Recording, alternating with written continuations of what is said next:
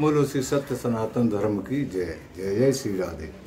आज का विषय उत्तम ब्राह्मण और गायत्री मंत्र की महिमा। तो भीष्म जी ने पूछा, विप्रवर, मनुष्य को भी देवत्व, सुख, राज्य, धन, यश, विजय, भोग, आरोग्य, आयु, विद्या, लक्ष्मी, पुत्र, बंधु वर्ग एवं सब प्रकार के मंगल की प्राप्ति कैसे हो सकती है, यह बताने की कृपा करें।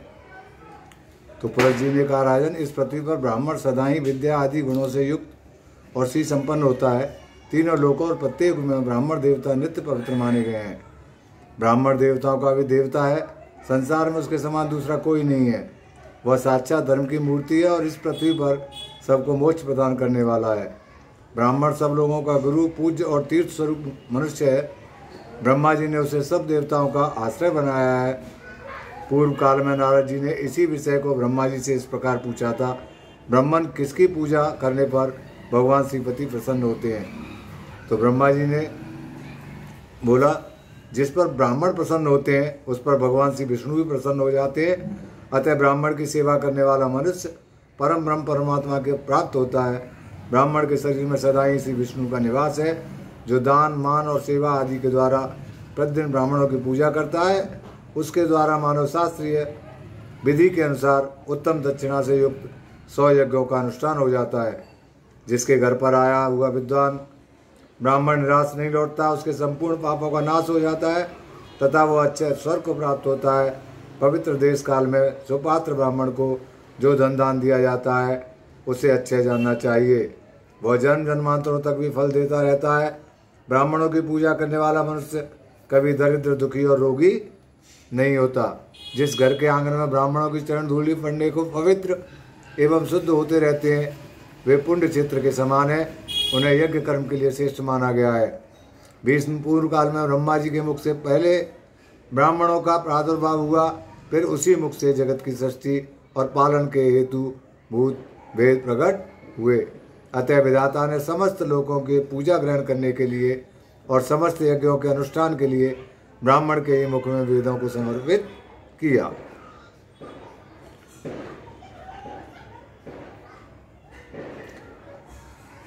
जिन घरों में ब्राह्मण के चरणोदक से कीच नहीं होती, जहाँ वेद और शास्त्रों की ध्वनि नहीं सुनाई देती, जो यज्ञ तर्पण और ब्राह्मणों के आशीर्वाद से वंचित रहते हैं, वे शमशान के समान हैं। तो नारद जी ने पूछा, पिताजी, कौन ब्राह्मण अत्यंत पूजनीय है? ब्राह्मण और गुरु के लक्षण का यथावत वर्णन कीजिए। तो ब्रह्मा जी ने कहा, बस श्रोत्रिय और सदाचारी ब्राह्मण नित्य पूजा करनी चाहिए। जो उत्तम व्रत का पालन करने वाला और पापों से मुक्त है, वह मनुष्य तीर्थ स्वरूप है।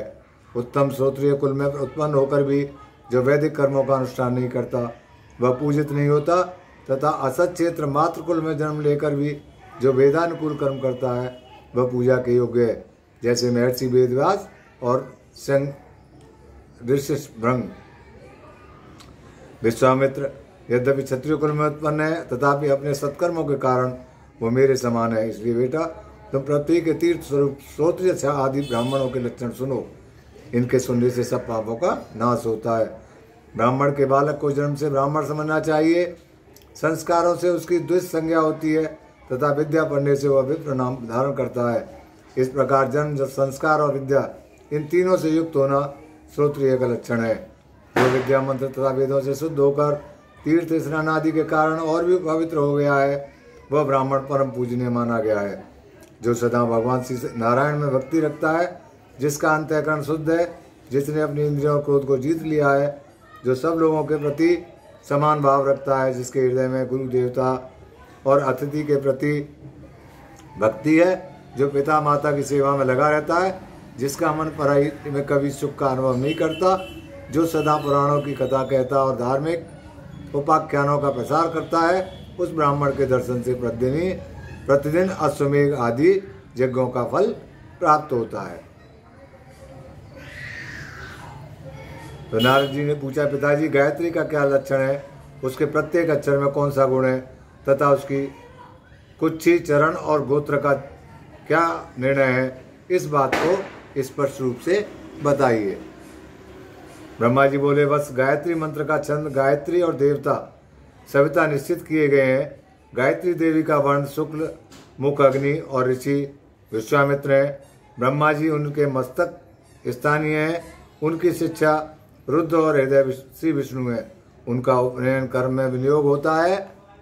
गायत्री देवी साक्यायन गोत्र में उत्पन्न हुई है। तीनों लोग उनके 3 चरण है।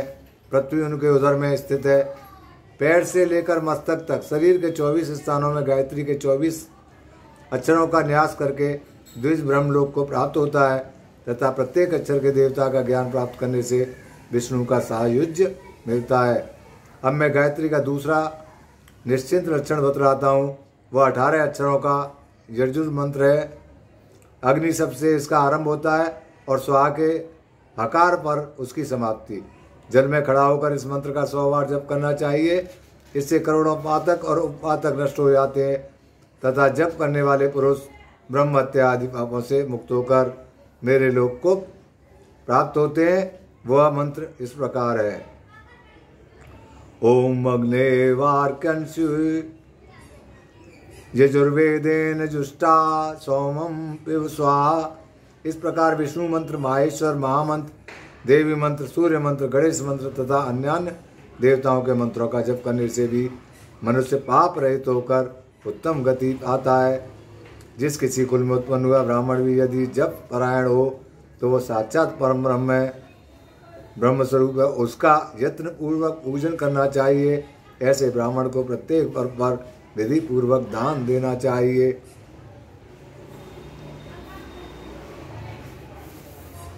इतना ही नहीं, वह ब्रह्म पद को प्राप्त होकर प्रकृति से परे हो जाता है। इसलिए नारद, तुम प्राणायाम सहित गायत्री का जप किया करो। तो नारद जी ने पूछा, ब्रह्मन, प्राणायाम का क्या स्वरूप है? गायत्री के प्रत्येक अक्षर के देवता कौन है तथा शरीर के किन किन अवयवों में उसका न्यास किया जाता है? तात इन सभी बातों का क्रम से वर्णन कीजिए। ब्रह्मा जी बोले, प्रत्येक देहधारी के गुदादेश में अपान और हृदय में प्राण रहता है। इसलिए गुदा को संकुचित करके पूरक क्रिया के द्वारा अपान वायु को प्राण वायु के साथ संयुक्त करें। तत्पश्चात वायु को रोककर कुंभक करें और उसके बाद रेचक की क्रिया द्वारा वायु को बाहर निकालें। पूरक आदि प्रत्येक क्रिया के साथ 3-3 बार प्राणायाम मंत्र का जप करना चाहिए। द्विज को 3 प्राणायाम करके गायत्री का जप करना चाहिए उचित है। इस प्रकार जो जप करता है उसके महापापों की राशि भस्म हो जाती है तथा दूसरे पातक भी एक ही बार के मंत्रोच्चारण से नष्ट हो जाते हैं। जो प्रत्येक वर्ण के देवता का ज्ञान प्राप्त करके अपने शरीर में उसका न्यास करता है वह ब्रह्म भाव को प्राप्त होता है। उसे मिलने वाले फल का वर्णन नहीं किया जा सकता। बेटा, प्रत्येक अक्षर से जो देवता है उनका वर्णन करता हूँ, सुनो। इन अक्षरों का जप करने से द्विज को फिर जन्म नहीं लेना पड़ता। प्रथम अक्षर के देवता अग्नि, दूसरे के वायु, तीसरे के सूर्य, चौथे के व्यद, 5वें के यमराज, 6ठे के वरुण, 7वें के बृहस्पति, 8वें के पर्जन्य, 9वें के इंद्र, 10वें के गंधर्व, 11वें के पूषा और 12वें के मित्र, 13वें के त्वष्टा, 14वें के वसु और 15वें के मरुदगण, 16वें के सोम, 17वें के अंगिरा और 18वें के विश्वदेव, 19वें के शनि कुमार और 20वें के प्रजापति, 21वें के संपूर्ण देवता, 22वें के रुद्र, 23वें के ब्रह्मा और 24वें के श्री विष्णु है। इस प्रकार 24 अक्षरों के ये 24 देवता माने गए हैं। गायत्री मंत्र के इन देवताओं का ज्ञान प्राप्त कर लेने पर संपूर्ण भाग में प्राणी के विषय का बोध हो जाता है। जो इन्हें जानता है वह सर्व पापों से मुक्त होकर ब्रह्म पद को प्राप्त होता है।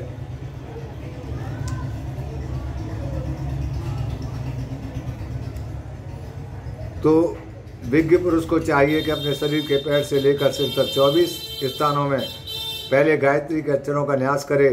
तत्का पैर के अंगूठे में, स का गुल्फ घुट्टी में, वे का दोनों पिंडलियों में और तू का घुटनों में, वर का जांघों में, रे का गुदा में, न्य का अंडकोश में और कटी भाग में, भय का नाभि मंडल में, गौ का उदर में, दे का दोनों स्तनों में, वह का हृदय में और सह का दोनों हाथों में, धी का मुंह में, मैं का तालू में, ही का नासिका के अग्रभाग में और धी का दोनों नेत्रों में, जो का दोनों भौहों में, जो का ललाट में, न का मुख के पूर्व भाग में, प्र का दक्षिण भाग में, चौ का पश्चिम भाग में और द का मुख के उत्तर भाग में न्यास करें। फिर याद का मस्तक में न्यास करके सर्वव्यापी स्वरूप से स्थित हो जाएं। धर्मात्मा पुरुष चरणों का न्यास करके ब्रह्मा विष्णु और शिव का स्वरूप हो जाता है। वह महायोगी और महाज्ञानी होकर परम शांति को प्राप्त होता है। नारद, अब संध्या काल के लिए एक और न्यास बतलाता हूँ, उसका भी यथार्थ वर्णन सुनो। ओम भू, इसका हृदय में न्यास करके ओम भुवः का सिर में न्यास करें। फिर ओम स्व का शिखा में और ओम तत्सवितुर्वरेण्यं का समस्त शरीर में। ओम भर्गो देवस्य धीमहि इसका नेत्रों में, तथा ओम धियो यो न प्रचोदयात् का दोनों हाथों में न्यास करें। तत्पश्चात ओम आपो ज्योति रसोमृत ब्रह्म भूर्भुवस्वरोगम का उच्चारण करके जल स्पर्श मात्र करने से द्विज पाप से शुद्ध होकर श्री हरि को प्राप्त होता है। इस प्रकार 82 और 12 ओमकारों से युक्त गायत्री का संध्या के समय कुंभक क्रिया के साथ 3 बार जप करके सूर्यो स्थान काल में जो 24 अक्षरों की गायत्री का जप करता है वह महाविद्या का अधीश्वर होता है और ब्रह्म पद को प्राप्त करता है। व्याधिपतियों सहित इस गायत्री का पुनः न्यास करना चाहिए। ऐसा करने से दुष्ट पापों से मुक्त होकर श्री विष्णु के सायुज्य को प्राप्त होता है। न्यास विधि वह है ओम भू पादाभ्याम का उच्चारण करके दोनों चरणों का स्पर्श करें। इसी प्रकार ओम भू जानुभ्याम कहकर दोनों घुटनों का, ओम स्वकट्याम बोलकर कटी भाग का, ओम महनाभो का उच्चारण करके नाभि स्थान का, ओम जने हृदय कहकर हृदय का, ओम तप करियो बोलकर दोनों हाथों का, ओम सत्य ललाटे का उच्चारण करके ललाट का तथा गायत्री मंत्र का पाठ करके शिखा का स्पर्श करना चाहिए। सब बीजों से युक्त इस गायत्री को जो जानता है वह मानव चारों वेदों का योग का तथा तीनों प्रकार के याचिक उपांशु और मानसिक जप का ज्ञान रखता है। जो इस गायत्री को नहीं जानता वह शूद्र से भी अधम माना गया है। उस अपवित्र ब्राह्मण को पितरों के निमित्त किए हुए पार वर्ण श्राद्ध का दान नहीं देना चाहिए। उसे कोई भी तीर्थ स्थान का फल नहीं देता। उसका किया हुआ समस्त शुभ कर्म निष्फल हो जाता है। उसकी विद्या धन संपत्ति उत्तम जन द्विजत तथा जिस पुण्य के कारण उससे यह सब कुछ मिला है वह भी व्यर्थ होता है। ठीक उसी तरह जैसे कोई पवित्र पुण्य किसी गंदे स्थान में पड़ जाने पर काम में लेने योग्य नहीं रह जाता। मैंने पूर्व काल में चारों वेद और गायत्री की तुलना की थी। उस समय चारों वेदों की अपेक्षा गायत्री ही गुरुतर सिद्ध हुई, क्योंकि गायत्री मोक्ष देने वाली मानी गई है। गायत्री 10 बार जपने से वर्तमान जन्म के 100 बार जपने से पिछले जन्म के तथा 1000 बार जपने से 3 युगों के पाप नष्ट कर देती है। जो सवेरे और शाम को रुद्राक्ष की माला पर गायत्री का जप करता है वह निसंदेह चारों वेदों का फल प्राप्त करता है। जो द्विज 1 वर्ष तक तीनों समय गायत्री का जप करता है उसके करोड़ों जन्मों के उपार्जित पाप नष्ट हो जाते हैं। गायत्री के उच्चारण मात्र से पाप राशि से छुटकारा मिल जाता है, मनुष्य शुद्ध हो जाता है तथा जो द्विज श्रेष्ठ प्रतिदिन गायत्री का जप करता है उसे स्वर्ग और मोक्ष दोनों प्राप्त होते हैं। जो नित्य प्रति वासुदेव मंत्र का जप और भगवान श्री विष्णु के चरणों में प्रणाम करता है वह मोक्ष का अधिकारी हो जाता है। जिसके मुख में भगवान वासुदेव के स्तोत्र उनकी उत्तम कथा रहती है उसके शरीर में पाप का लोच मात्र भी नहीं रहता। वेद शास्त्रों का आवाहन करके उनके विचार में संलग्न रहने से गंगा स्नान के समान फल होता है। लोक में धार्मिक ग्रंथों का पाठ करने वाले मनुष्यों को करोड़ों यज्ञों का फल मिलता है। नारद, मुझ में ब्राह्मणों के गुणों का पूरा वर्णन करने की शक्ति नहीं है। ब्राह्मण के सिवा दूसरा कौन देहधारी है जो विश्व स्वरूप हो। ब्राह्मण श्री हरि का मूर्तिमान विग्रह है। उसके साप से विनाश होता है और वरदान से आयु, विद्या, यश, धन तथा सब प्रकार की संपत्तियां प्राप्त होती हैं। ब्राह्मणों के ही प्रसाद से भगवान श्री विष्णु सदा ब्रह्मण्य कहलाते हैं। जो ब्राह्मणों के प्रति अनुराग रखने वाले देव हैं, गौर ब्राह्मणों के हितकारी हैं तथा संसार की भलाई करने वाले हैं, उन गोविंद श्री कृष्ण को बारंबार नमस्कार है। जो सदा इस मंत्र से श्री हरि का पूजन करता है उसके ऊपर भगवान प्रसन्न होते हैं तथा श्री विष्णु का सायुज्य प्राप्त करता है। जो इस धर्म स्वरूप पवित्र आख्यान का श्रवण करता है उसके जन्म जन्मांतरों के किए हुए पाप नष्ट हो जाते हैं। जो इसे पढ़ता पढ़ाता तथा दूसरे लोगों को उपदेश करता है उसे पुनः इस संसार में नहीं आना पड़ता वह इस लोक में धन धान्य राजोचित भोग आरोग्य उत्तम पुत्र तथा शुभ कीर्ति प्राप्त करता है। कुल सत्य सनातन धर्म की जय। तो इस प्रकार संयुक्त चित पद्म पुराण के सृष्टि खंड में ये आज का अध्याय संपूर्ण हुआ। कुल सत्य सनातन धर्म की जय। जय जय श्री राधे। बोलो ब्रह्मा विष्णु महेश। बोलो भगवान श्री हरि परशुराम जी की सदा ही जय। जय जय श्री राधे।